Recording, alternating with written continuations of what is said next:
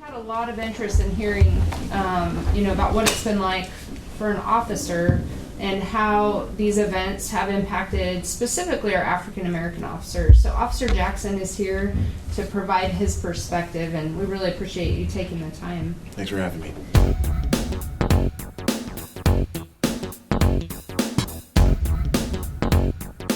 I'll say this. I got to see folks that really do want change, like the rest of us that have been impacted by racism. And then I got to see those people get faded out by people that have no idea what racism is all about, never experienced racism, that don't even know that the tactics that they are using are the same tactics that were used against my people. And they don't even know they don't even know the history. They don't know what they're saying.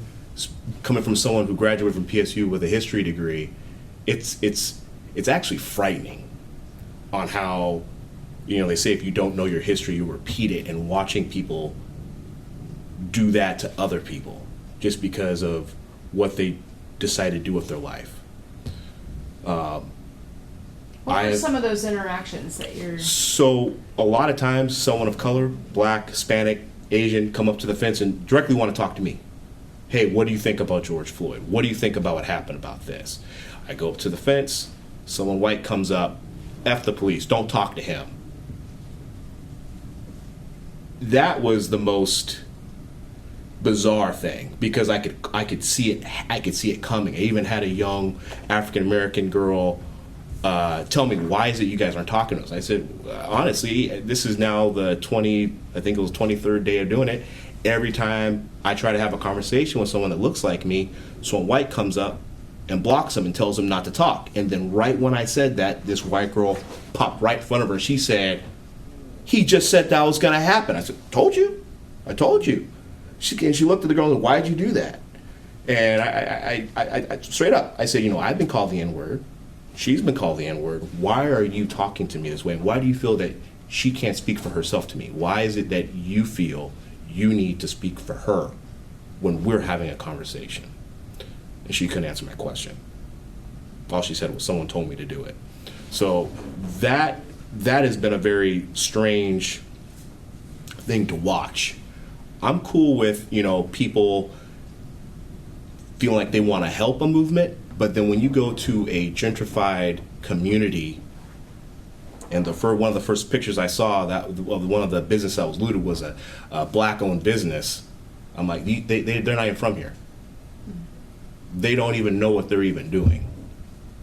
So that to me was very angering, watching, a business that was looted, and that business is across the street from a Safeway where before my father became a police officer here in Portland, he worked security at that Safeway. Talk about history and roots. And these folks don't even know what they're even doing. And so it's divisive, it's hurting the community. And I mean, I saw that press conference. Clearly the community was not happy with that. And they even asked for the violence to stop. And they still are coming out and having these violent interactions with other citizens, the police, and at some point you just go, what is the end goal? Bloody Sunday, Selma, those folks marched because they wanted the right to vote, and they legitimately were beaten in the street for civil rights, to have rights that they were told they couldn't have because they were not even human. And then having folks scream and yell that they're being peaceful protests, but you're not peaceful because it is violent. And I actually had a cousin who went to one of the marches and he left. And he said, this has turned into something else. This is weird. So having an African American male marching and then leaving,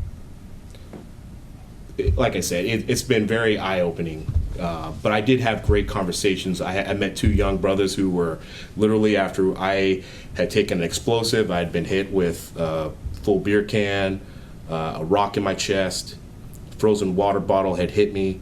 I met two young brothers that were out cleaning up the street. They had two garbage bags and they're just running and cleaning up.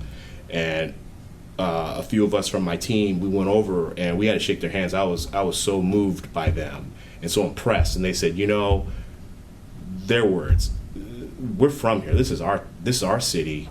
Why I don't understand why people are coming here and destroying it. And we want to show that, you know, this we want to clean it up. And I was absolutely we let them take a picture with us. I didn't take a picture. They had their camera and they had a picture taken. But like I said, I was just so moved by that. Having people tell you, you know, what to do with your life, that you need to quit your job, that you need to, you know, you're hurting your community, but they're not even part of the community. And once again, you as a privileged white person telling someone of color what to do with their life. And you, absolutely, and you don't even know what I've dealt with, what these white officers that you're screaming at, you don't know them. You don't know anything about them.